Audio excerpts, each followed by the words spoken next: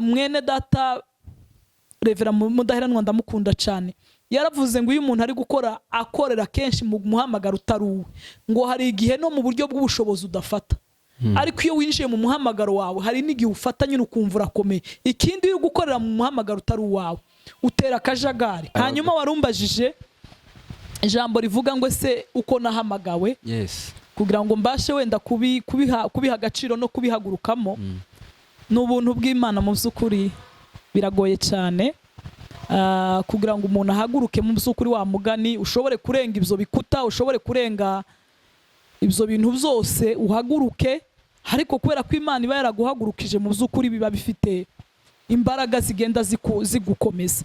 Reka nsubiraho gato, nababwiye ko natangiye umurimo w'Imana nkiri muto cyane mu myaka 12 nararirimbaga, nkomeza nkura numva nkunda ibintu by'Imana. Aho hari he tutaguciye mu ijambo? Hari mu bihumbi 2 hafi, urumva twageze he mu Rwanda muri 1994, ibyari byose hari nka 1998 hari mu Rwanda. Hanyuma nkomeza gutyo niga primaire, urumva natangiye primaire niga mu wa kabiri primaire mu Rwanda, ariko nyine numva nkunda korari cyane cyane, nkumva nkunda Imana muri nge biteye ubwoba, ku buryo numvaga ubuzima bwanjye activite zose z'abana nkumva ngenda shaka uwo muhamagaro cyane kuwinjiramo, kujya gusenga za niba ture, nkumva mu by'ukuri hari ikintu kimbamo nari ntarasobanukirwa mu by'ukuri nari umwana. Urumva twanabatizwaga turi na batoya, ariko ukumva ufite ubundi buzima nyine bwihariye bwihaye Imana cyane. Nsoza primaire ntangira amashuri mbese tronkome muri segonderi.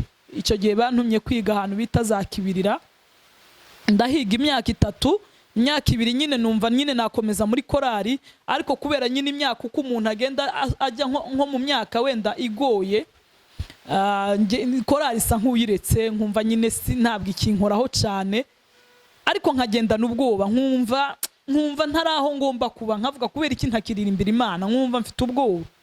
Ngeze mu wa 4 segonderi cycle superieur, nabwo sinongera kuririmba nyine nkaterana bisanzwe. Mu wa 5 nuko, ariko ngeze mu wa 6 numva kandi cya kintu kiragarutse, numva umwuka arambaje ngo ese ubu uri he koko, kuki utakinkorera? Ntangira kumva ubwoba, numva ni nkaho ngiye gupfa, numva ubwoba bw'urupfu, nagenda nkumva ngiye gupfa, nkumva neza Imana yaje, nkumva imperuka yambereyeho, numva ntangiye kugira ikintu cy'ubwoba. Ubwo nahise ntangira ibihe byo gusenga, nkajya mfata iminsi yo kwiherera ngasenga. Muri bya bihe rero byo kwiherera, urumva nari hafi kurangiza wa 6 segonderi, numva Imana itangiye kuzahura ubuzima bwanjye, numva ntangiye kugira imbaraga zidasanzwe. Icyo gihe ngira ububyuke nsabira ibyifuzo, nkabwira Imana ngo Imana izambwire kwinzi, niko nabazaga Imana, Mana uzanyereke kunzi. Icya kabiri nasabiraga umuryango wa data, nabonaga nyine turi mu bihe bigoye cyane, umubyeyi wanjye ntiyari ameze neza, yararwaye. Ikindi nkasaba ikintu kimwe, nkavuga ngo uzampe igikundiro n'igitinyiro. Amen. Nkasabira n'ikintu cy'urushako n'abana. Sinzi impamvu numvaga icyo cyifuzo kindemereka, kandi by'ukuri sinari mukuru. Urumva nari mfite mu myaka, nshobora kuba nari mfite nko mu myaka hafi 20, ariko nkumva kirandemereye, ngasabira abana, ngasabira umutware, nkumva bese ngasabira abana nk'umuntu utabafite, kandi mu by'ukuri ntarashaka, sinari nzi impamvu yabyo rero. Hanyuma nagiye gusoza wa 6, numva mfite ubuzima bw'umuhamagaro uteye ubwoba. Muri vacances tugiye gusenga, hari ahantu twakundaga gutaramira, kubera nyine ibihe by'ubuzuke byari byamaze kuza mu mutima, ngo ngera ahantu ndi gusenga, Imana irambwira ngo wowe ngo ndaguhamagaye. Kuko mubona uyu munsi twagiriwe umugisha cyane, twagiriwe umugisha no kubona umukozi w'Imana dukunda cyane, araza kubibwira. Ariko hagati yaho Rev. turagwaye ikaze cyane. Murakoze cyane. Umeze neza? Meze neza cyane. Ndabona ibujumbura arakwakiriye neza cyane. Umeze neza. Hagati yaho rero tutaraja mu kiganiro nyirizina, turakeneye ko tubanza gusenga, ubanza usenge wiyegereza Imana, hanyuma tubone gutangira mu kiganiro nyirizina. Data ise umwami wacu Yesu Kristo, byiringiro byacu, tunejejwe nawe mu mitima yacu muri iki gitondo, kuba uduhaye umwanya mwiza wo kugira ngo tubashe kuganira ku magambo yawe. nta na kimwe twavuga tutagiheshejwe nawe, kuko kitavuye kuri wowe cyose kiba gipfuye. Reka dusabe kugira ngo ibyo tuvuga byose mwami, imbaraga z'umwuka zibashe kubiduhishurira, zibashe kubidusobanurira. Uyu mwanya wose ibivugwa data ndetse n'abaza kubyumva bize kuba ubuzima, bize kugira aho bidukura n'aho bitugeza. Tubisabye mu izina rya Yesu Kristo w'i Nazareti, amen. Yes, arakoze cyane kuko tumaze kubivuga. Tugwaye ikaze kuri ano macano yacu kugira ngo tuganire, kuko aha niho tugenda twumvira abakozi b'Imana, kuko iki gikorwa twashinze no kugira ngo abantu bagenda bafashwe n'ibikorwa by'Imana bigenda bihakorerwa. Nta kindi kintu kihaca usibye ibikorwa by'Imana, abakozi b'Imana benshi. Hagati yaho rero twagize umugisha wo kugira ngo tukwakire, dutura tugukurikirana ku ma televiziyo atandukanye cyane, kandi turagukunda cyane. Ariko hagati yaho rero twashaka ngo hariho, kubera ko isi ni ngari cyane, hari abantu bashobora kuba batakuzi ariko bakurikirana ibikorwa byacu. Bashaka ubibwire uwo ari we kugira ngo tuze gukomeza mu kiganiro. Murakoze cyane. Nitwa Pastor Kanziga Beatrice, nsengera mu itorero rya Betami i Kigali. Bishop wanjye bamwita Gatabazi Alfred. Ubwo rero bakwifuza iryo torero, ni hafi y'uruganda rw'Inyange ugana Kabuga, naho hafi rwose niho dukorera umurimo w'Imana mu itorero rya Betami. Yes, urakoze cyane. Woba wubatse se bimeze gute? Ufite umuryango? Ngira ngo kubaka urabibona ko nkuze, wubatse, ndi umubyeyi w'abana 7, abakobwa 6 n'umuhungu 1. Wow, Imana ishimwe cyane. Ndumva Imana yarakoze ibintu byiza cyane. Yego. Hagati yaho iby'ukuri washitse muri iki gihugu cy'u Burundi. Yego. Woba umaze gushika ini Burundi cyangwa se n'ubwa mbere ushitseyo? Oya, ntabwo ari bwo bwa mbere.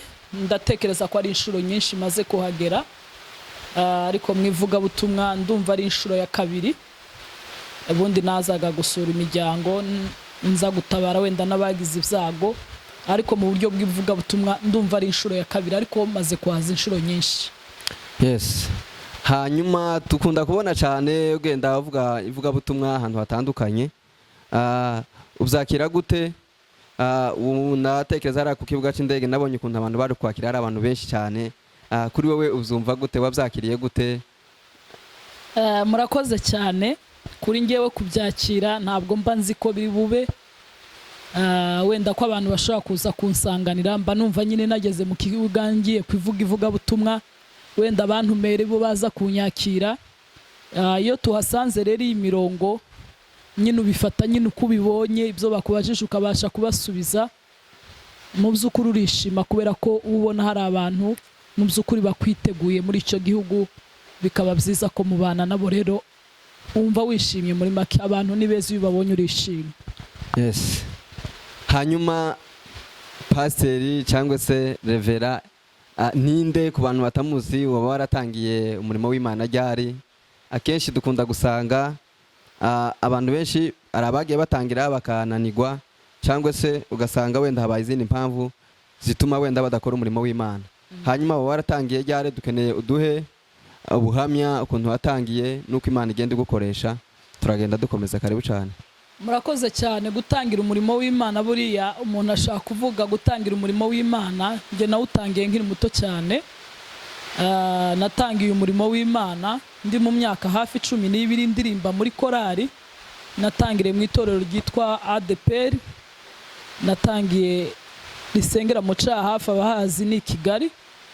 Ntangira ndi umwana muto mba muri korali, ariko ntangira numva mbese nkunda korali, nkunda ndetse no gusenga. Urumva rero iyo tuvuze umurimo w'Imana, hari igihe wenda abantu bashaka kuvuga ngo wenda ubwo babonye umuntu abwiriza ngo nicyo gihe atangiye umurimo w'Imana. Oya, njye natangiye umurimo w'Imana ndi muto cyane, mfite imyaka 12, turirimba muri korali, twamamaza ubutumwa bwiza mu ndirimbo, ndetse urabona ko twari n'abatoya, uko musenga mutaramye mugafata umwanya munini muganira muri gusenga. Rero urumva icyo gihe mu by'ukuri nico gihe mvuga ko natangiye umurimo w'Imana.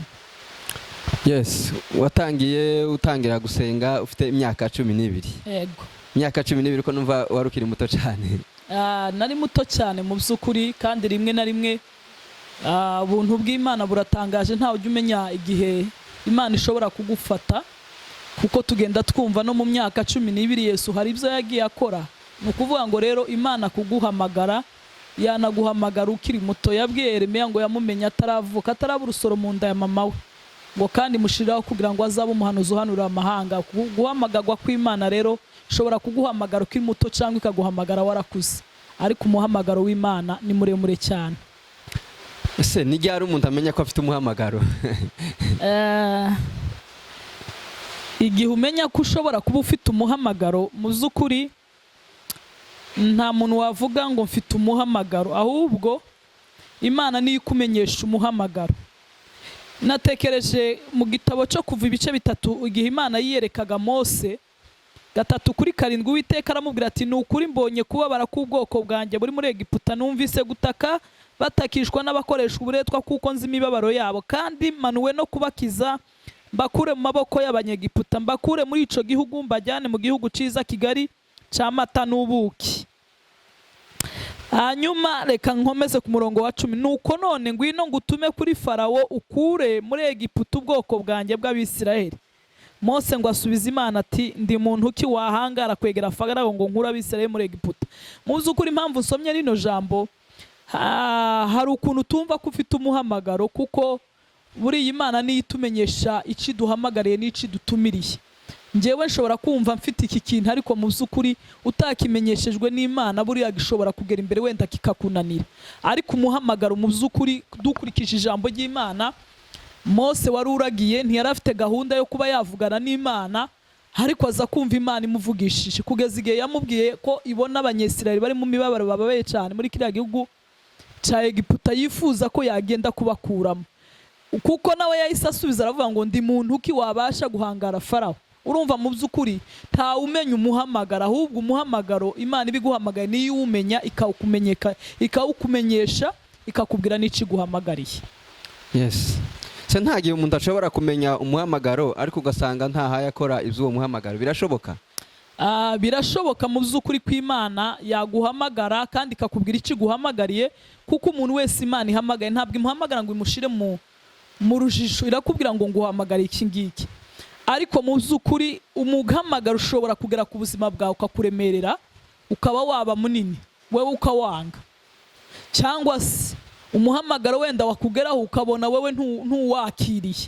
Nabyo byashoboka ko wasanga umuhamagaro ukwanze cyangwa ukakunanira. Ariko mu by'ukuri nta muntu ushobora kwihamagara, wihamagaye wese arananirwa. Nubwo mu by'ukuri hari imihamagaro wenda akantu umuntu yagira ngo garukemo, hari imihamagaro buriya mu buryo bugera nka 3 navuga. Hari umuhamagaro w'abantu. Abantu bashobora kwicara bakavuga ngo nka famiye wenda tuvuge dufite itorero, turifuza ko umwana wacu kanaka agomba kuriyobora, ariko mu by'ukuri Imana itaguhamagaye, ugasanga abantu baraguhamagaye. Umuhamagaro wenda nakoresha kugira ngo tuwumve cyane, igihe Abanyesirayeli bavugaga ngo nabo barashaka umwami, barashaka kumera nk'andi mahanga, ngo bituma Imana ibaha Sawuli. Buriya Sawuli n'Abanyesirayeli bamushatse cyane, kuko Imana yabwiye Samweli iravuga ngo si wowe banze, ahubwo ni njye banze, barashaka kumera nk'andi mahanga. Ubwo rero umuntu ashobora guhamagarwa n'abantu. Undi muhamagaro ushobora kwihamagara wenyine. Abusalomu nk'uko tujya dusoma ijambo ry'Imana, niwe watumiye abantu kugira ngo baze bamwimike ku bwami. Birashoboka ko wahamagara abantu ukababwira ngo muze munsengere kuri iki kintu. Umuhamagaro wa 3 navuga ko ari umuhamagaro mwiza, n'uriya muhamagaro wa Dawidi. Ubwo Imana yatumaga Samweli ikamubwira ngo ugende ndakwereka uza kwimika. Bakazana bakuru be, Imana ikabaga ikavuga ngo yasaba ngaba, ariko haje Dawidi Imana yemeza ko ari ugomba guhabwa uwo muhamagaro. Urumva rero umuhamagaro mu by'ukuri ni Imana iduhamagara, kandi uwihamagaye wese mu by'ukuri ntabwo yagera kure, arananirwa. Se birashoboka ko umuntu ashobora kuba yahamagawe n'abantu cyangwa se akihamagara, ariko Imana ikamureka agakomeza agakora uwo murimo? Cyane rwose. Bibiliya itubwira ko Sawuli mu myaka 40 yabaye ku ngoma, ngo imyaka 2 niyo yakoreye mu bushake bw'Imana. 38 yose ari inyuma y'ubushake bw'Imana, kandi abantu bamwubaha nk'umwami, abantu bamutinya nk'umwami. Ariko mu by'ukuri Imana yo mu myaka 38 ibona atari mu muhamagaro. Urumva rero ni ikintu gitangaje, ushobora kumara imyaka myinshi ariko mu by'ukuri Imana itari kumwe nawe, ikakwihorera ukagira ngo iri kumwe nawe, ukagira ngo ibyo ukora by'uwendera bishigikiye, ariko ugasanga mu by'ukuri. Niyo mpamvu ujya wumva ijambo ry'Imana ryari rivuga ngo benshi bazaza bavuga ngo mwami mwami twahanuraga mu izina ryawe, twakoraga ibitangaza. Iyo usomye muri Matayo, twagiraga gutya ngo mubwire ngo mumve imbere mwankozi sibibi sinigeze mbamenya. Ni ukuvuga ngo ni ugukorera inyuma y'umuhamagaro, ni ugukora ibyo wikoresheje. Kandi mwumvishe ko nabyo ngo hazakoramo ibimenyetso n'ibitangaza. Twahanuraga mu izina ryawe, twasengeraga abagabo, twirukanaga abadayimoni, ariko ngo umwami ababwire ngo mumve imbere sinigeze mbamenya mwankozi zibibi. Kandi barakoreraga mwami. Urumva rero mu by'ukuri birashoboka ko wakora ariko utarahamagawe n'Imana. None ko tuzi ko hari igihe k'abantu nyine ni ku ijambo ry'Imana nyine rivuga nk'uko wari ubivuze, abantu bazokora ngo ibimenyetso n'ibitangaza. Se abantu bashobora gukora ibimenyetso n'ibitangaza batari mu mbaraga z'Imana? Cyane rwose birashoboka. Iyo dusomye Simoni wo mukonikoni ngo mu byakozwe n'intumwa ngo yakoraga ibimenyetso byinshi n'ibitangaza kugeza igihe ngo abantu bose batangara, ariko mu by'ukuri icyabimukoreshaga bwari ubupfumu, ntabwo zari imbaraga z'Imana. Birashoboka ko abantu bashobora kuba bafite ibindi bibakoresha, kuko Satani nawe afite ibindi byinshi agaragaza. Nasomye hano mu Kuva n'ubundi, igihe Mose yajyaga kwa Farawo kugira ngo abashe gukora ubwoko bw'Abanyesirayeli muri Egiputa, ngo Mose natangaye ngo yafataga inkoni ye yayishyira hasi ikaba inzoka, n'Abanyegiputa nabo bagafata izabo zikahinduka inzoka. Urumva ni ikintu gitangaje mu by'ukuri, ariko kubera imbaraga z'Imana iya Mose ngo ikajya igenda irya za zindi. Urumva rero mu by'ukuri Satani nawe ashaka kugira ibimenyetso byinshi agaragaza, ariko mu by'ukuri bitavuye ku Mana. Ariko ikigaragara c'Imana cyo iteka gihora gisinda, ugasanga mu by'ukuri kiragaragaye ko ari c'Imana. Ariko ibimenyetso byinshi abantu barabikora kandi byinshi pe, ariko bivuye kuri Satani. Ubwo rero abantu bashaka kubitahura n'abafite imbaraga z'umwuka. Yes, arakoze cyane. Hanyuma abantu baguma bibaza cyane, kandi uraza kutwihangana turakubaza ibibazo byinshi kuko tugira ibibazo byinshi. Nta kibazo rwose. Kubera ko natwe dukora umurimo w'Imana ariko turacari bato cyane. Yego. Turashaka kugira ngo n'abandi bacu bumviremo natwe ubwacu bidufashe. Uvuze ko Imana iba ariyo izihamagara umuntu, hanyuma umuntu agakora muri uwo muhamagaro. Yego. Hanyuma biterwa n'iki kugira ngo Imana ihamagare?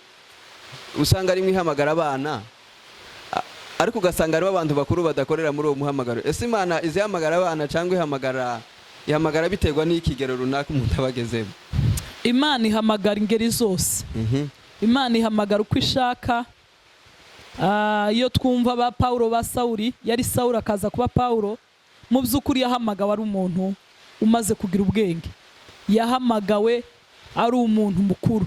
Ariko hari abandi benshi Imana yagendaga ihamagara. Ba Matayo yagiye bahamagara ari abantu nyine bakuru.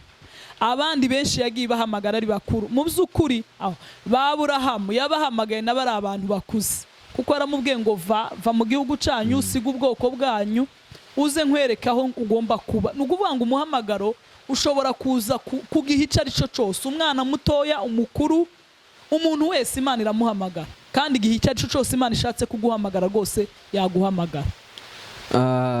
None ko dukunda gusanga akenshi usanga abagabo cyane aribo bakunda guhagarara cyane mu mihamagaro cyane, ugasanga abagore si cyane, sibo ntibayabahamagaye cyangwa ushobora kuba yaramuhamagaye ugasanga bigeze gutegeka. Murakoze cyane. Iryo jambo rirakomeye cyane. Imana yacu cyangwa agakiza Yesu yazanye saka abagabo, saka abagore, saka ni kareba umugabo. Mbese Imana yazanye Bibiliya ivuga ngo ntihariho umugiriki, ntihariho umugabo, ntihariho umugore. Ni ukuvuga ngo ku Mana abantu bose bararesha. Imana idufiteho umugambi kimwe. Uko ifite umugambi ku mugabo niko ifite umugambi ku mugore. Bibiliya ivuga mu Efeso 2:10 ngo kuko turi abo yaremye ituremeye imirimo myiza. Ni ukuvuga ngo umuntu wese yaremye yamuremeye umurimo mwiza. Kubera wenda amateka cyangwa imico y'abantu, usanga kenshi ari aho hantu hagenda hashira imipaka. Wenda kubera hari ukuntu wasangaga kera mu bihe bya kera bavuga ko umwana w'umuhungu ari ugomba kwiga, ariko muri ibi bihe siko bimeze. Ugasanga wenda bavuga ngo umukobwa azashakwa gusa ariko ntazakora. Ariko uko isi igenda ihinduka ndetse nuko abantu bagenda basobanukirwa ubugari bwo kwizera Imana, ugenda wumva ko uri umumaro, kuko Imana ntiyaturemye turi imfabusa. Imana ntiyaremye umugore ngo we ngo azabaho gusa. Imana yaturemye dufite imbaraga, dufite ubushobozi. Sinibwira ko rero yarema ngo ivuge ngo abagore mbaremye bo ngo atarabo kuzankorera, abagabo mbaremye arabo gukora.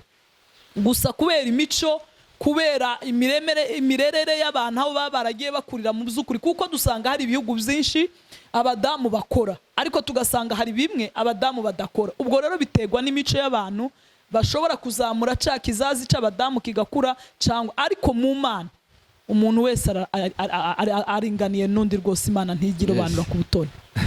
Araka kamwe nibutsa umuntu ngo wigira kumbaza nyine kuri ico kintu. Yego. Arambwira ate se ngufatiye ngo kubigishwa ba Yesu. Yego. Babigishwa ba Yesu bose ko bari 12 ngo nta mugore wari urimo. Yego. Ngo nukuvuga ngo none ngo abagore wenda Imana ari kubona ko wenda bashobora guhagaruka mu mihamagaro ngo bakore. Yego. Rwose abantu benshi bakomeza bibaza ibyo bintu, ariko tujye tureka gutekereza ibintu birenze. Yes. Ibintu wenda bishobora kudutera wenda gutekereza ibintu byinshi, kubera ko niba tubona baratoranijwe ari abigishwa 12, ariko mu by'ukuri usomye mu Baroma hagenda hakwereka abadamu Imana yagendaga ihamagara nk'intumwa. Nubwo batabandika wenda ngo bavuge ngo ni intumwa nka za zindi 12, bagenda babavuga abagore ko bagiye batogwa nk'intumwa. Hanyuma ibyakozwe n'intumwa iyo dusoma twumva ko, reka mpasome kugira ngo bize kumfasha gusobanura ico kintu kabisa abantu benshi bakunda guhagararaho. Ibyakozwe n'intumwa 1:14 haravuga ngo abo bose hamwe n'abagore na Mariya nyina wa Yesu na bene se ngo bakomezaga gusengana umutima uhuye. Ni ukuvuga ngo muri ca cyumba cyo hejuru abagore nabo bari barimo, abahawe Pentecoste nabo bari barimo, mu 120 nabo bari barimo. Ni ukuvuga rero nabo bahoraga bajya gusenga n'umutima uhuye. Kuvuga rero ngo batoranije ngo zira ntumwa 12 nta mugore urimo, numva nyine gutoranya kwa Yesu ubwo afite uko yahamagaye nyine. Yes. Kimwe wenda nuko twari gusanga yahamagaye abagore. Imihamagaro rero kuvuga ngo yatoranyije ngo intumwa 12 ngo nico catuma ngo umugore adakora, njewe ku bwanjye siko mbyumva. Yes. Ubwo rero Yesu yatoye nyine yumva ko agomba gutora gutyo abagabo. Ebwe rero nyuma yaho ngaho kuvuga ngo ese ngo kubera iki kwiki, oya sinabivugaho cyane, kuko gutoranya kwa Yesu buriya ni bibizi. Afite uko yatoranyije. Ariko mu by'ukuri ntabwo Yesu afite ikintu kivuga ngo aba mbatoranirije iki, aba simbatoranirije iki ngiki. Yesu buri muntu wese amutoranya kuko nawe ari umumara mu bwami bw'Imana. Yes. Oya by'ukuri niko biba bimeze, kuko nubwo tuba tuvuga gutyo ariko turakuzi nk'umuvuga butumwa kandi uri umugore. Abantu barakuze cyane. Hanyuma dushaka tuje ku buzima bwawe. Yego. Umaze watubwiye ko watangiye gusenga kumva uwo muhamagaro ufite imyaka 12, aba ari gutangira gusenga. Rero wotubwira uko byagenze n'ukuntu Imana yagiye igukoresha, kuko ni ibintu bidasanzwe cyane, kandi wenda tunafatiye no mu bwoko bwacu. By'ukuri uri mu bavuga butumwa bazwi cyane baba mama, kandi abantu bagenda bakurikira. Ni riye banga wowe warakoresheje kugira ngo ugere muri urwo rwego, kuko hari abagore benshi bikengera cyane ugasanga tibanama bakora uwo murimo. Reka ngaruke ku ijambo warubajije ry'uko abagore bashobora kuba wenda muri ziriya ntumwa. Nijyo nakomeje kureba kugira ngo nze kumvisha ko abantu n'abagore bashobora guhamagaga uwo muhamagaro w'intumwa. Yego ntibohamagagwa muri bariya 12 kuko Yesu yamaze kubahitamo, ariko hari n'izindi ntumwa zagiye zihamagagwa nyuma. Rwandiko Paulo yandikiye Abaroma 16 ku murongo wa 6 haravuga ngo muntahirize Mariya wabakoreye cyane, muntahirize na Dironiko na Yuniya dusangiye ubwoko, bari barabohamwe nanjye ari ibirangire mu ntumwa, nibo bambanjirije muri Kristo. Bari barambanjirije mu ntumwa, aba n'abagore. Ubwo urumva rero mu by'ukuri abagore nabo bahamagagwa, gusa nubwo batatowe muri bariya 12, ariko mu zindi ntumwa tugenda dusanga, kuko hari izindi ntumwa zagiye ziboneka nyuma. Ba Paulo bagiye baboneka intumwa ari izanyuma, ba Barinaba, ba Sira, mbese hari izindi ntumwa zagiye ziboneka mu by'ukuri nyuma n'aba bagore rero bari muri izo ntumwa. Murakoze cyane. Hanyuma warumbajije ijambo rivuga ngo se uko nahamagawe kugira ngo mbashe wenda kubiha agaciro no kubihagurukamo ni ubuntu bw'Imana. Mu by'ukuri biragoye cyane kugira ngo umuntu ahaguruke mu by'ukuri wa mugani ushobore kurenga ibyo bikuta, ushobore kurenga ibyo bintu byose uhaguruke, ariko kubera ko Imana iba yaraguhagurukije mu by'ukuri biba bifite imbaraga zigenda zigukomeza. Reka nsubiraho gato, nababwiye ko natangiye umurimo w'Imana nkiri muto cyane mu myaka 12 nararirimbaga, nkomeza nkura numva nkunda ibintu by'Imana. Aho hari he tutaguciye mu ijambo? Hari mu bihumbi 2000 hafi, urumva twageze he mu Rwanda muri 1994. Ibyari byose hari nka 1998 hari mu Rwanda. Hanyuma nkomeza gutyo niga primaire, urumva natangiye primaire niga mu wa kabiri primaire mu Rwanda, ariko nyine numva nkunda korari cyane cyane, nkumva nkunda Imana muri nge biteye ubwoba, ku buryo numvaga ubuzima bwanjye activite zose z'abana nkumva ngenda shaka uwo muhamagaro cyane kuwinjiramo, kujya gusenga za niba ture, nkumva mu by'ukuri hari ikintu kimbamo nari ntarasobanukirwa mu by'ukuri nari umwana. Urumva twanabatizwaga turi na batoya, ariko ukumva ufite ubundi buzima nyine bwihariye bwihaye Imana cyane. Nsoza primaire ntangira amashuri mbese tronkome muri segonderi. Icyo gihe bantumye kwiga ahantu bita za Kibirira, ndahiga imyaka 3, imyaka 2 nyine numva nyine nakomeza muri korari, ariko kubera nyine imyaka uko umuntu agenda ajya nko mu myaka wenda igoye, korari isa nk'uyiretse, nkumva nyine ntabwo ikinkoraho cyane, ariko nkagenda n'ubwoba, nkumva ntaraho ngomba kuba, nkavuga kubera iki ntakiririmbira Imana, nkumva mfite ubwoba. Ngeze mu wa 4 segonderi cycle superieur, nabwo sinongera kuririmba nyine nkaterana bisanzwe. Mu wa 5 nuko, ariko ngeze mu wa 6 numva kandi cya kintu kiragarutse, numva umwuka arambaje ngo ese ubu uri he koko, kuki utakinkorera? Ntangira kumva ubwoba, numva ni nkaho ngiye gupfa, numva ubwoba bw'urupfu, nagenda nkumva ngiye gupfa, nkumva neza Imana yaje, nkumva imperuka yambereyeho, numva ntangiye kugira ikintu cy'ubwoba. Ubwo nahise ntangira ibihe byo gusenga, nkajya mfata iminsi yo kwiherera ngasenga. Muri bya bihe rero byo kwiherera, urumva nari hafi kurangiza uwa 6 segonderi, numva Imana itangiye kuzahura ubuzima bwanjye, numva ntangiye kugira imbaraga zidasanzwe. Icyo gihe ngira ububyuke nsabira ibyifuzo, nkabwira Imana ngo Imana izambwire kwinzi, niko nabazaga Imana, Imana uzanyereke kunzi. Icya kabiri nasabiraga umuryango wa data, nabonaga nyine turi mu bihe bigoye cyane, umubyeyi wanjye ntiyari ameze neza, yararwaye.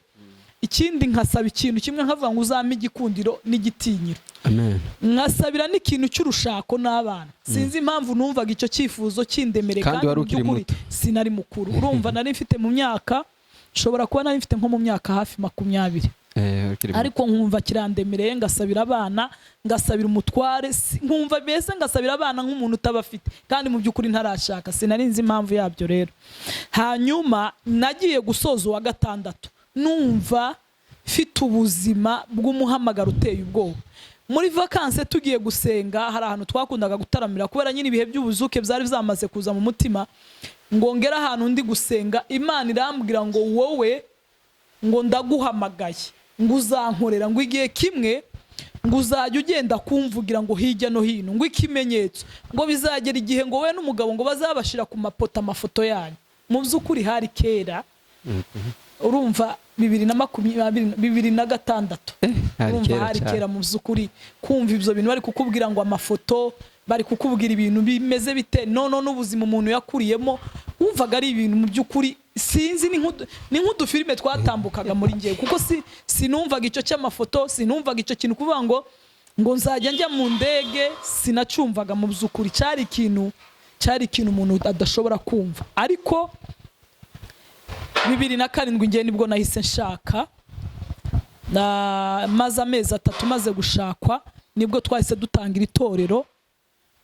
Murumva ko mu by'ukuri umuhamagaro wayisuba, sinahise mba pasiteri, nakomeje nyine ndi muka bishop, nyine dutangije urusengero, ariko ngakora imirimo isanzwe, nari umukuru w'abamama, nkanaririmba, ariko mu by'ukuri kuvuga wenda ngo mbwirize ubutumwa bwiza, yego narabwirizaga kubera ko nyine twabaga turi muri ayo magrupe, kuko ibi si byo bavuga gukorera Imana, si wo muhamagaro. Mbese nigiye gusa biba byasohotse abantu bakabibona, ariko mu by'ukuri umuhamagaro uhera ahantu wakomeye. Ushobora guhera no mu ibanga n'abantu batakubona, ugasenga mu ibanga, ukaba wabwiriza muri ayo madepartema muri kumwe.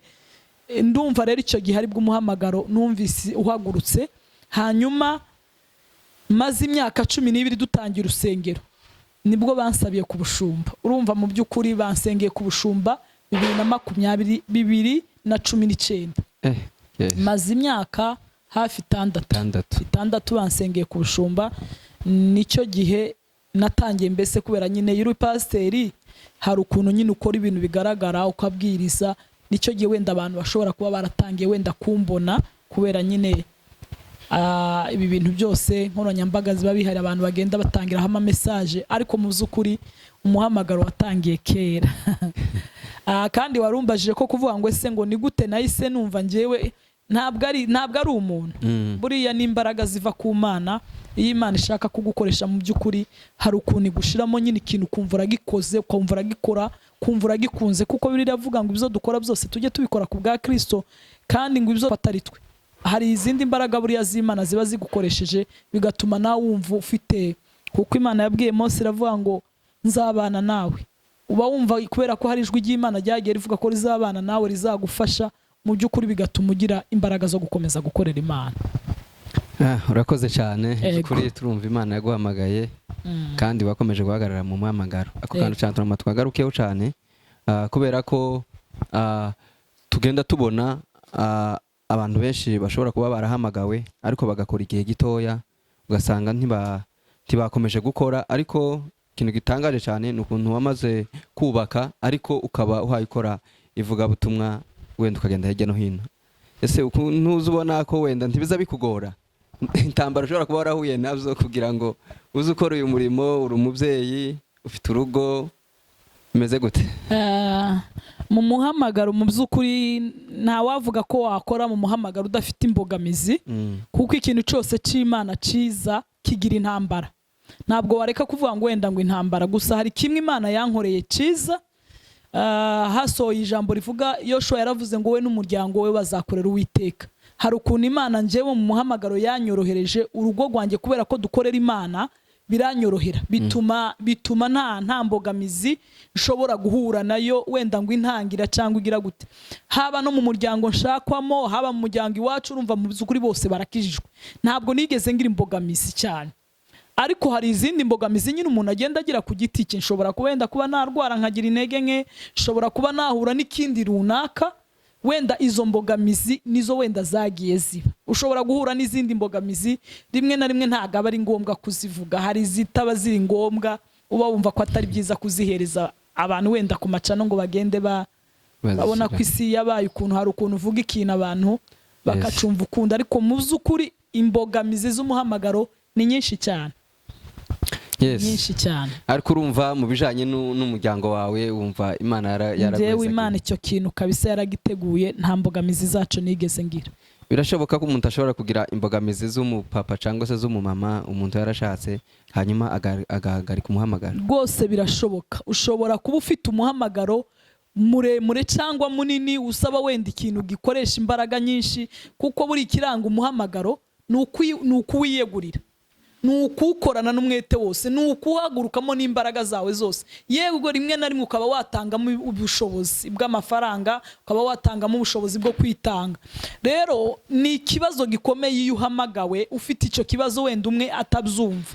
Biba bigoye mu by'ukuri, aba ari inzitizi ikomeye, kuko ushobora kuja guhaguruka wenda umwe muri we akakubwira ati sinshaka kugenda, ukagenda mu by'ukuri hari intambara nyinshi bigoranye.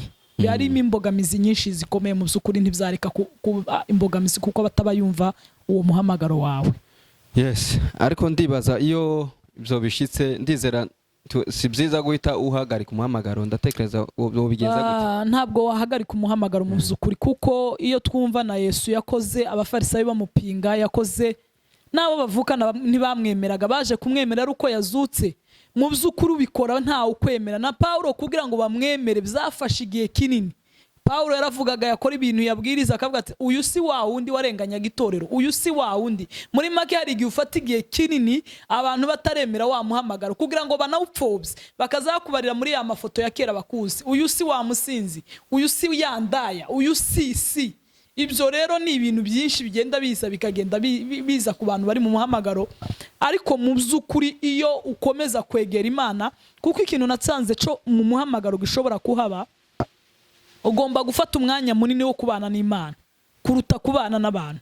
Ni ukuvuga gute kubana n'Imana? Kubana n'Imana ni ugusenga, gufata ibihe byawe byo kwiherera. Mu bihe wahuye n'izo mbogamizi zose, mu gihe wahuye n'ibyo biguca intege, ukaje imbere y'Imana ukongera mbese ni nko kwisharija, kongera kwiyubaka kugira ngo wongere ugire izindi imbaraga, noneho n'Imana ikwereka ikindi cyerekezo. Wenda ishobora kuvuga ati uyu munsi mwene so yahagurutse kuri iki kintu akubuza kubera gutya, ariko ngewe nguhaye iyindi nzira. Shaka kukubwira inzira yo gusenga, shaka kuguha inzira yo guceceka, ishobora kukubwira ngo genda ndi kumwe nawe, nubwo wakubitwa, nubwo wagira gute. Mu by'ukuri umuntu uhamaga bakagomba gufata umwanya munini akabana n'Imana kugira ngo Imana imuhe umurongo w'icyo agomba gukora, kuko umwuka w'Imana mu by'ukuri niwe ugenda utuyobora akatubwira icyo gukora muri izo ntambara zose. Yes, arakoze cyane. Hanyuma turaza kugaruka cyane ku bagore. Ego. Iby'ukuri muri mu bagore baba bakorera Imana cyane, kandi kubona abantu bagutumira bava mu gihugu uja mu kindi, nuko abantu baba bafite ikintu baba bamaze bakuziho. Hari abagore benshi bagiye batangira ariko barananirwa. Ego. Abandi bagenda bacinyiza wenda n'imiryango, cyangwa se bavuga ati ntaho mwogera, abo niki wo babwira? Mu by'ukuri reka mbabwira akantu gato njyewe kankomeje, kandi mu by'ukuri turacari hafi ntaho twagira Satani atarasa imyambi, ariko ndi kuvuga muri iki gihe mpagazeho, kandi ndabizi ko n'iyo myambi nubwo ko bizamera kose data arahari azadushoboza, kuko umwanditsi yaravuze ngo nshobozwa byose na Kristo umpa imbaraga. Njyewe kugira ngo mbashe kumasha cyangwa mbashe kwanzura guhaguruka, mbere ntarahamagarwa, mbese umuhamagaro utarajya ku mugaragaro, ari umudamu nakundaga cyane muri Bibiliya. Nakundaga abadamu babiri. Nakundaga Bgambere, nkamwigiraho uburyo yabanye n'umugabo w'ikigoryi ariko akaba umunyabwenge. Nkavuga ngo Mana we, ubuzima bwanjye bwose buzarangwe n'ubwenge, njye menya kubana n'abantu nahura nabo badafite wenda ibyo kukumenya no kukubaha. Nkongera nkamusaba Imana ikintu cy'umuntu bita Debora. Bibiri gitubwira mu Bacamanza, reka masome kugira ngo mwumve ukuntu aka kantu katumye ntekereza kuba muri uyu muhamagaro. Ngo nuko Yehuda amaze gupfa, Abisirayeli bongera gukora ibyangwa n'Uwiteka, ngo nico cyatumye Uwiteka batanga mu maboko ya Bini umwami w'i Kanani watwaraga Ihasori, kandi umugabo w'ingabo ze yari Sisera, yari atuye i Harashoti, aho abanyamahanga benshi bari batuye. Abisirayeli batakambira Uwiteka kuko Yabini yari afite amagare y'ibyuma 100, nuko amara imyaka 20 agirira Abisirayeli nabi cyane. Ngo ico gihe umucamanza w'Abisirayeli ngo yari Debora, ngo umuhanuzikazi Mukarapidote. Mwanyumvisha ko kana ngo yari atuye munsi y'igiti cy'umukindo wa Debora, ngo hagati y'Irama n'i Beteli mu gihugu cy'imisozi miremire ya Efurayimu.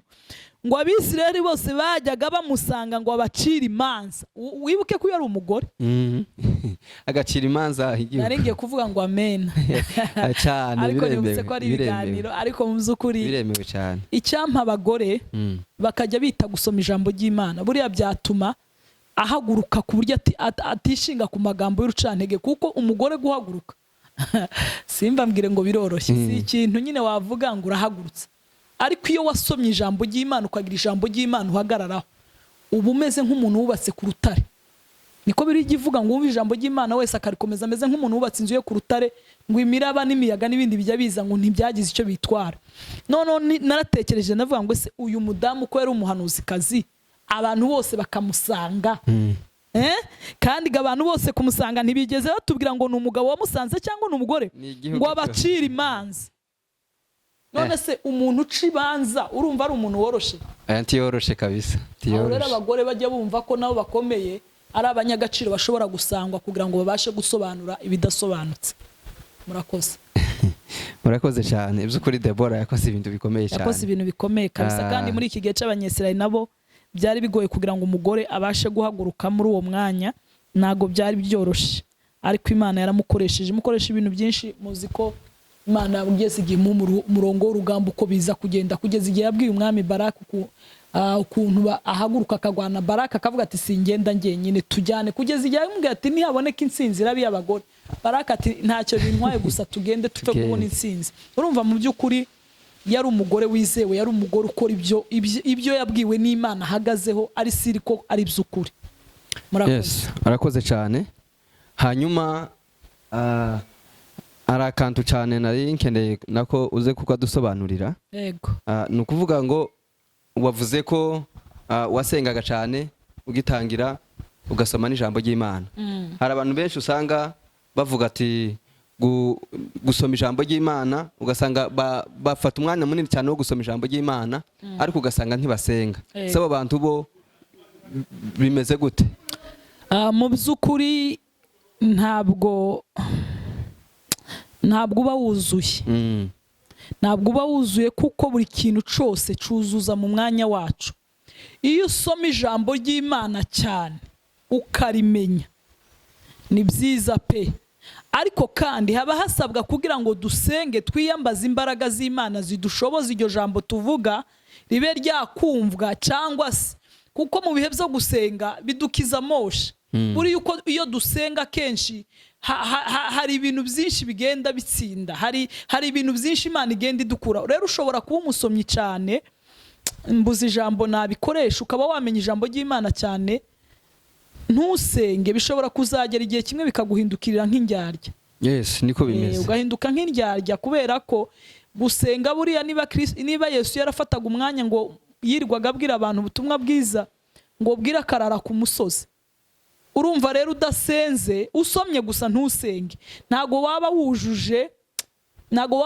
ibi bintu byombi kuko bigomba kugendana ni nk'ukuntu wavuga ngo nambaye urukweto rumwe nta rundi nambaye urumva birabangamye sibyo ngiye nambaye runo rukweto hano hatari urukweto hano bashaka kuvuga ati suriya muntu none niko rero bimeze iyo udasenga Yesu yafataga umwanya munini akabwiriza abantu akagira gute ariko nijoro ngo akarara ku musozi uwo ni Yesu akazarara ku musozi ikindi cyatumaga arara ku musozi kwari ukugira ngo yongere ahahe imbaraga ko yongere yiyubake kuko iyo umuntu afashe umwanya wo gusenga kenshi ufata umwanya wo gusenga na rya jambo ukarushaho kuryuza ukarushaho kurifatira umwanya kuko ndibuka Paulo yasabiye itorero ry'Abakolosayi ndetse na Efeso mu nzandiko yagiye abandikira yaravuze ngo arasaba Imana kugira ngo ibahe umwuka ahora basabira kugira ngo Imana ibahe umwuka w'ubwenge ngo bitume bayimenya ngo bagende uko bikwiriye ab'umwami bamunezeze muri byose ngo bunguke kumenya Imana mu Bakolosayi urumva rero iyo dusaba hari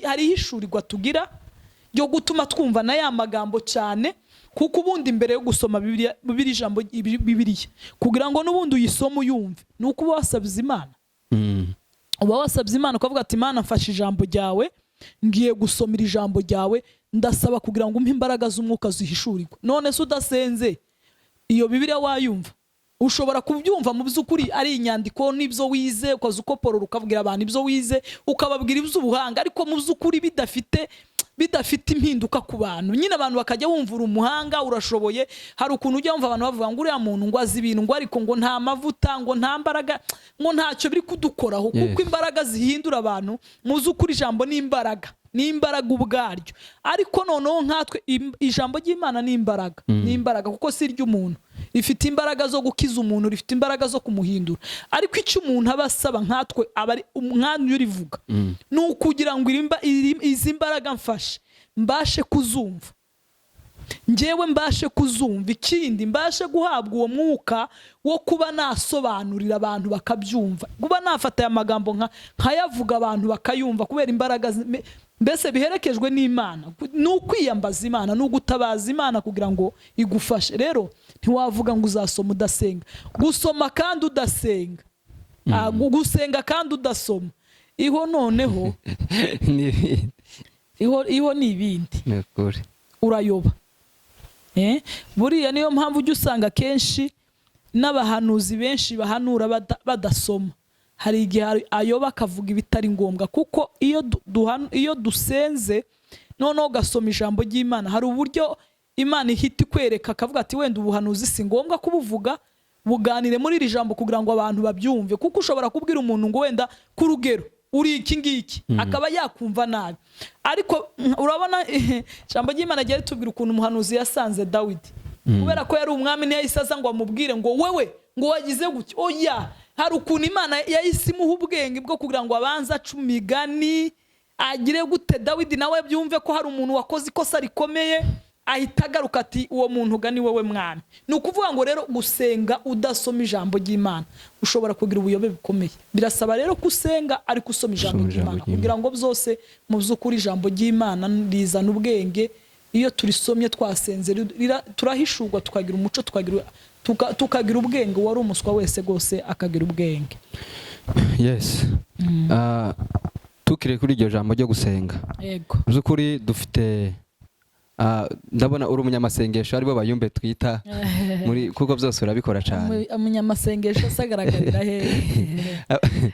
Abanyamasengesho ko Umukristo wese agomba gusenga. Bagaragarira he nyine, kuko wari bivuze, kuko akenshi ukunda gusanga cyane mu materaniro ariho cyane abantu bakunda kugaragara, wenda ugasanga no ku ma televiziyo runaka, ariko ugasanga abantu benshi cyane ntibabashe gufata umwanya munini wo gusenga ku giti cyabo nyine kugira ngo bashe bamenye Imana neza. Se kuza umuntu kuzabyuka mu gatondo cyangwa se mbana tora amateraniro ukajya gusenga, izo biba bihagije cyangwa biba bisaba ko usubira gufata ikindi gihe? Ubundi tugomba gusenga ubudasiba, niko ijambo ry'Imana rivuga ngo musenga ubudasiba. Ntabwo twabaho tudasenze mu by'ukuri. Buzima bwacu bwa buri munsi, uko tuzutse tugomba gusenga, uko turyamye tugomba gusenga. Donc gusenga ni ubuzima. Ni nka kwa kundi umuntu adashobora kureka guhumeka, gusenga ni ubuzima. Icyo abantu bavuga rero ngo hari abanyamasengesho, ngo hari abameze gutya, ngo hari abasa gutya, ibyo rero ni abantu babyitiranya cyane cyane, kuko umuntu wese wamenye Imana. Yesu yabwiye abigishwa aravuga ngo mwasenze kugira ngo mutagwa mu mosha, mwasenze kugira ngo mutananirwa. Ni ukuvuga ngo umuntu wese wamenye Imana agomba kuba mu bihe byo gusenga kugira ngo atazagwa mu mosha.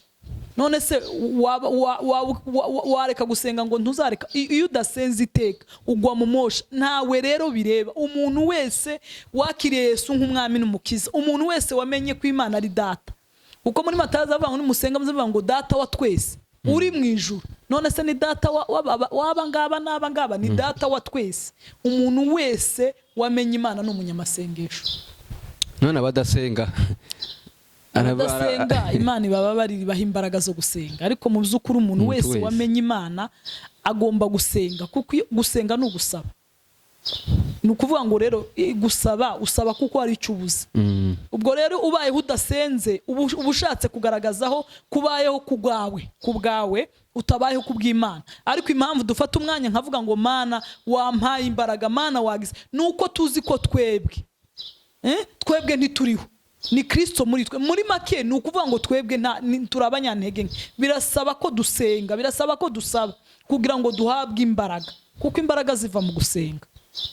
Yes. Niyo mpamvu rero umuntu wese agomba gusenga. Ni ukuvuga ngo twese turi abayumbe, turi abanyamasengesho. Twese mwise abantu bamenye Imana rwose ni abayumbe, n'abanyamasengesho. Ikindi ko nkunda kubona abantu benshi bagira abo wenda ugasanga nk'ivugabutumwa, ugasanga umuntu wenda ashobora kubana n'umuntu udakijijwe, tumubwira ubutumwa wenda ngo akizwe, ariko ugahita ubona ko bajya bagenda bahagarara kuri podium cyangwa bagenda bagaragara ari bategeza kuvuga ubutumwa. Ibyo bintu nibyo?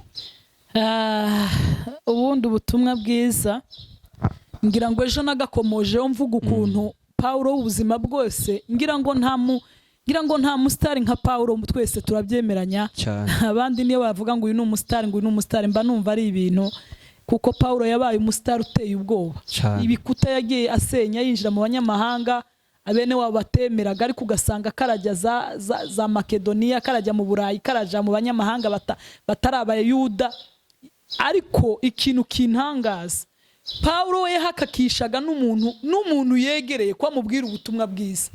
Ejo twatanze urugero rwa Onesimo, ukuntu Onesimo yibye bisebuja Filimoni ibintu, ngo akaza guhungira ku mugabane w'Uburayi. ageze yasanga rero aho Paulo yari afungiwe mu kazi Paulo yabagamo ari kugenda asaba akazi ko kugira ngo abashe kuba yamucumbikira.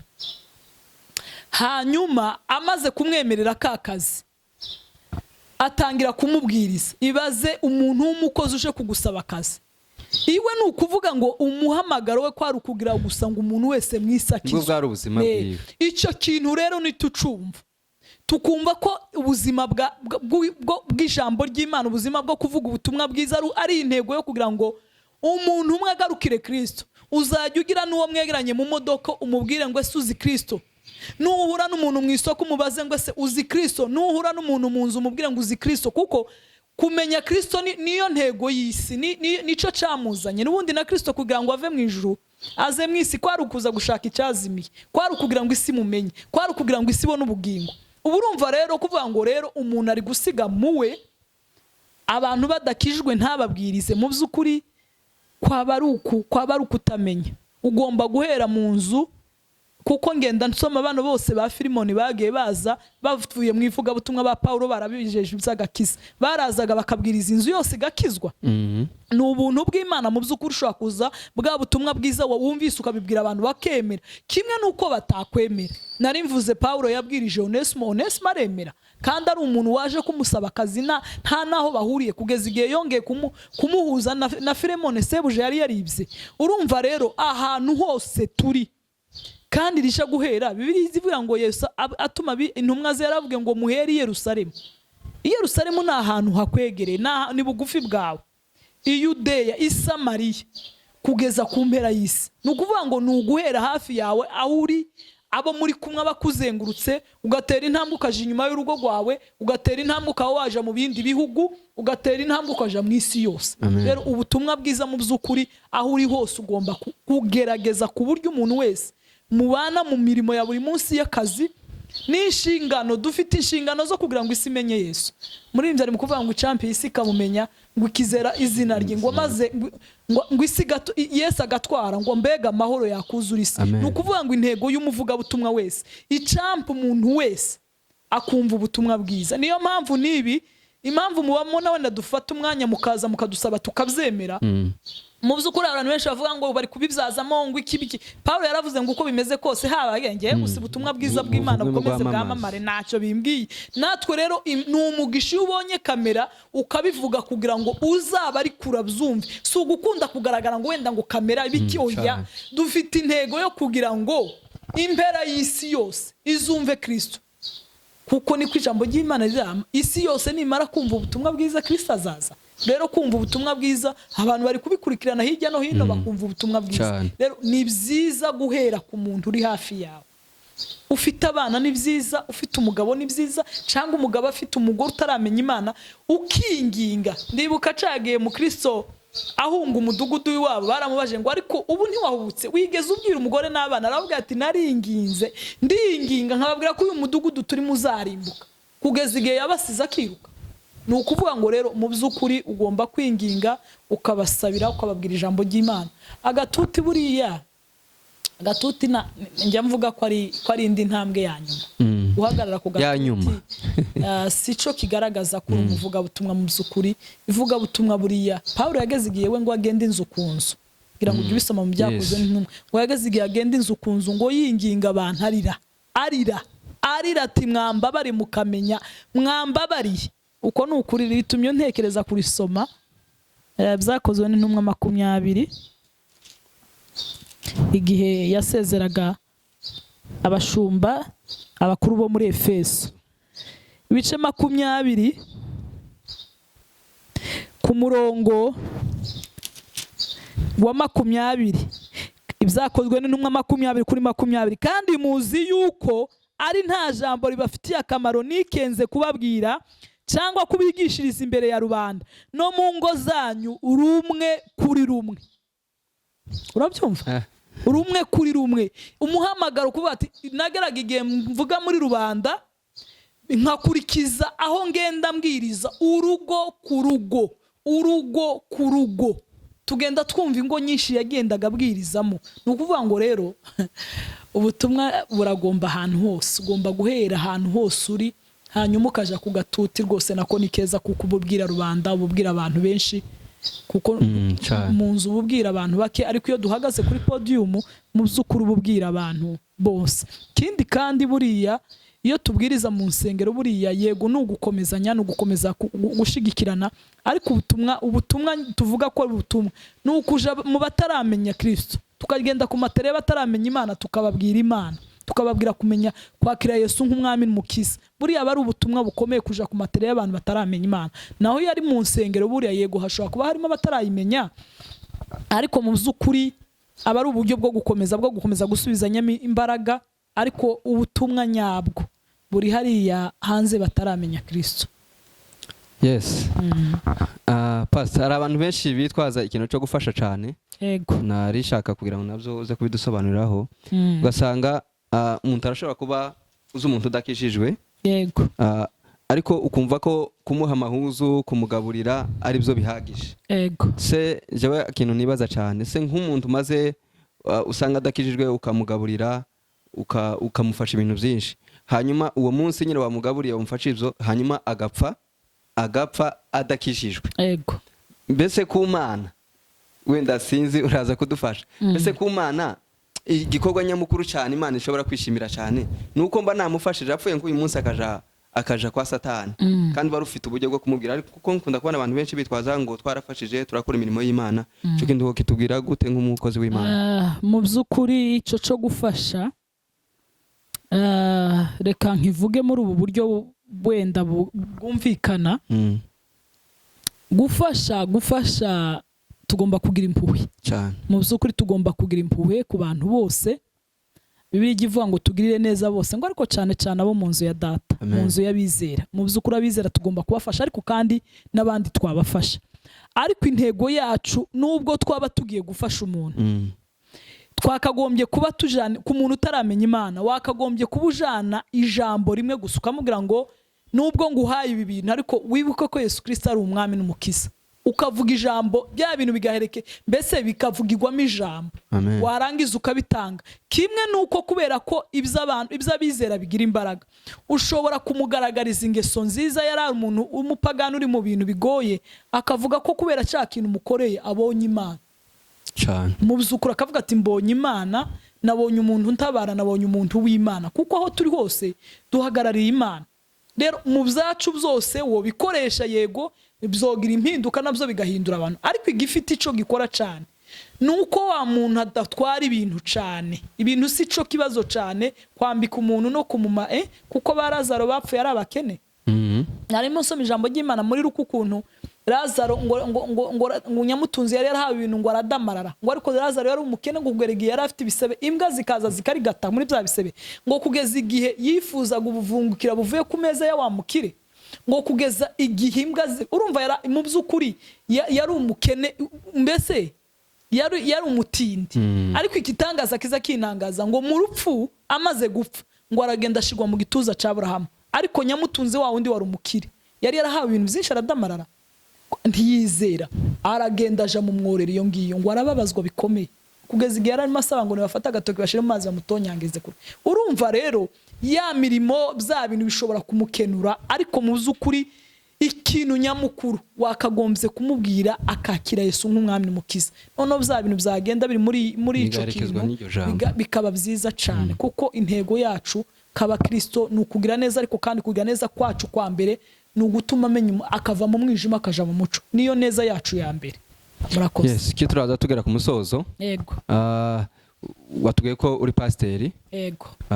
Hanyuma akenshi dukunda kubona cyangwa se kumva usanga iyo hagize nk'umwana wawe cyangwa se wenda mu buyoboye mu rusengero ushobora kuba afite umuhamagaro. Yego.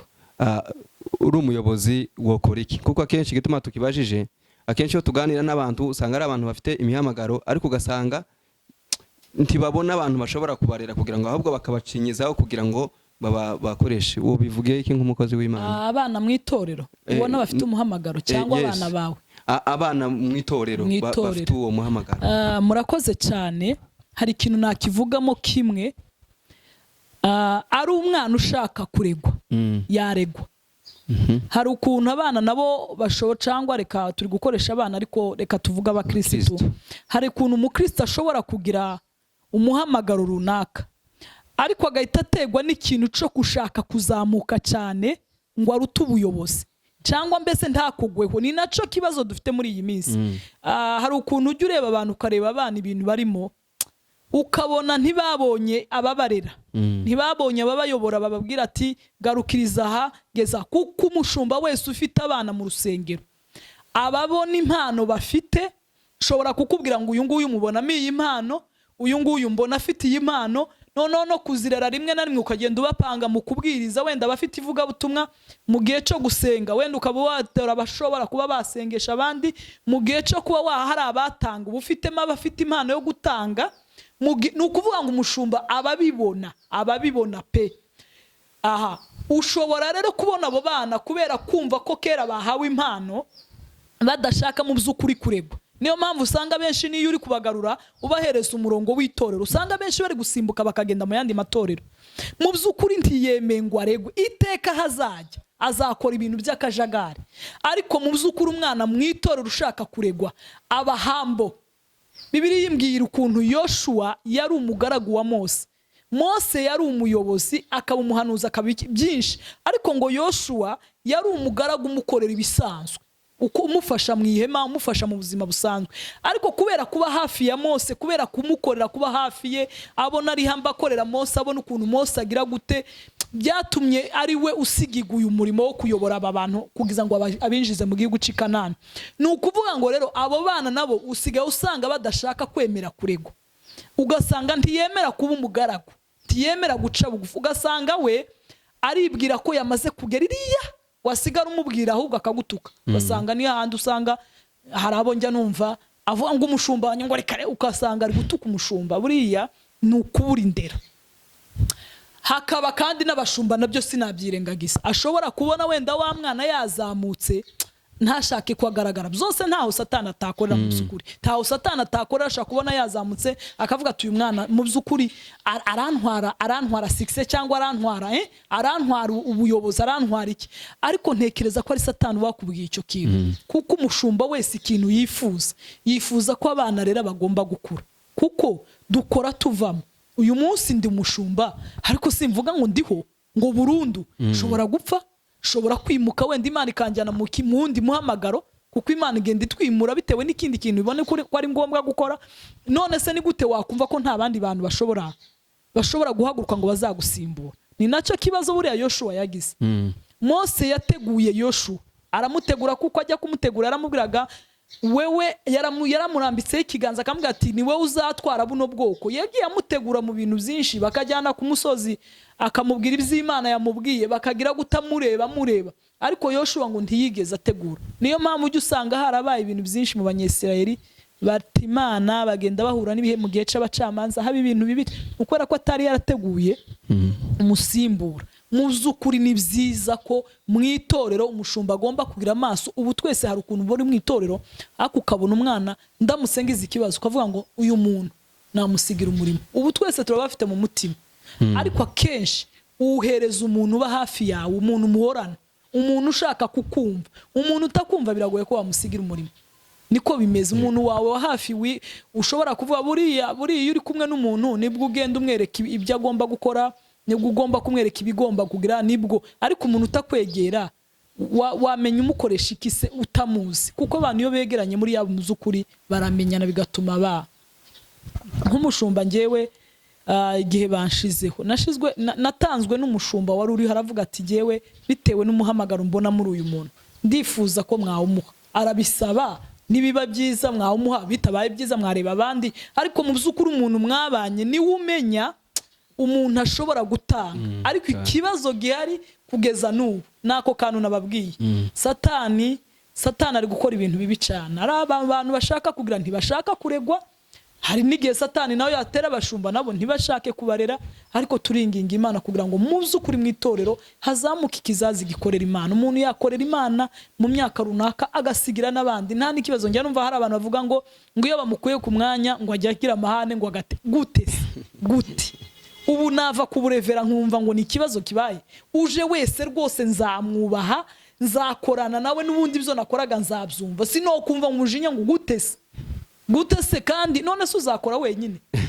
Ubu umuntu agomba gukora, kuko uhereye mbere hose twagendaga twumva bagenda bakora bakavaho abandi bakajyaho. Ni umurimo w'Imana tugenda duherekanya murakoze. Yes, urakoze cyane. Nk'abo babwira inama gute izo nama muri abo bakristo wenda batemera kuregwa n'abapaseri wenda nabo batemera kurera, kugira ngo wenda nabo inama nabagira mu by'ukuri nifuza ko buri muntu wese cyane cyane yaca bugufi. Buri ikintu citwa guca bugufi mu buyobozi ni cyiza cyane. Iyo wumva ko nta bantu ukeneye ko bagufasha, buri ufite ikibazo uri nk'umuyobozi, umuntu wese agomba kugira umufasha, umuntu wese agomba kugira ni ukuvuga ngo ushoboye uruhande ariko uruhande ntushoboye. Nta muntu ushoboye byose, umuntu afashwa n'abandi. Itorero buriya hatabaye abaririmbyi ni ikibazo, hatabaye abahanuzi ni ikibazo, hatabaye intumwa ni ikibazo, hatabaye aba ni ikibazo. Rero umuntu yumva ko agomba guca bugufa, kumva ko n'abandi bantu ntabwo wahamagaye wenyine. Imihamagaro Imana igenda yiha abandi bantu benshi. Ikindi nabwira nk'abo bantu bakristo bifuza gukora, nabo bifuza guhagarara, nabo nibace bugufi. Niko nababwira, nibace bugufi rwose. Icyo umushumba azajya mutegeka, hari ijambo rye rivuga ngo wubahe sobuja ngo nubwo yaba ari ikigoryi. Iyo ari sobuja, iyo hari ukuntu umuntu agenda avuga ngo uriya muntu ngo ni umunebwe, ngo reka itonde, iby'ubunebwe si ibyawe, isi ibyawe itonde. Nyirabyo Imana ifite ukuntu izakuraho banebwe, kuko Imana ntiyananirwa gukuraho umuntu w'umunebwe. Sawuli se ntiwumvishe ukuntu yavuye cyane.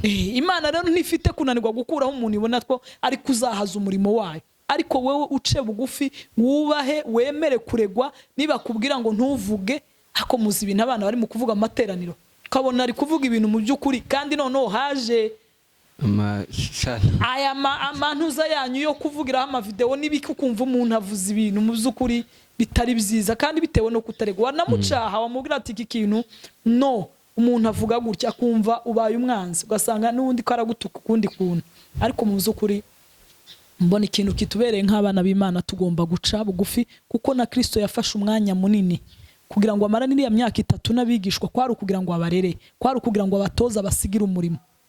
Siko bimeze. Yamaze imyaka 3 agera igihe none azajya babwira ngo nimugende buhora, akagenda batuma akabwira ati mujane ibi, mureke kujana ibi. Kwari uburyo bwo kugira ngo akomeze abamenyereze, arebe ko yabasigira umurimo. Kuko na Yesu nawe yarawusiza, awusigira abantu.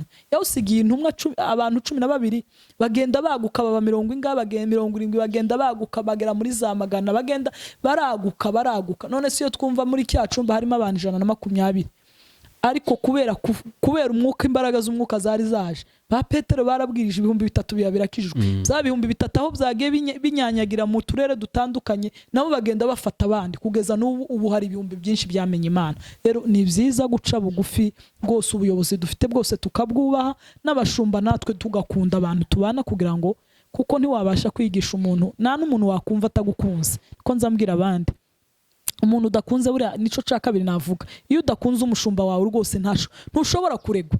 N'umushumba nawe udakunze abantu ntashobora kubarira. Birasaba rero gusaba Imana kugira ngo iduhe guca bugufi, iduhe no gukundana, kugira ngo mu by'ukuri hagati muri twe tumenye abafite impano tuzirere, n'abandi bazifite nabo bareke kugera kuri. Bitonde, babanze bagende buhoro, urwego ku rwego. Buriya twese kugeza n'ubu dufite abatwigisha. Nanjye ubu mfite abantu buri munsi bahora banyigisha, bakambwira ngo biva aha bigera aha. Umuntu wese uko angana agenda agira umuntu umukuriye. Nta muntu wavuga ngo azabaho nta wundi muntu.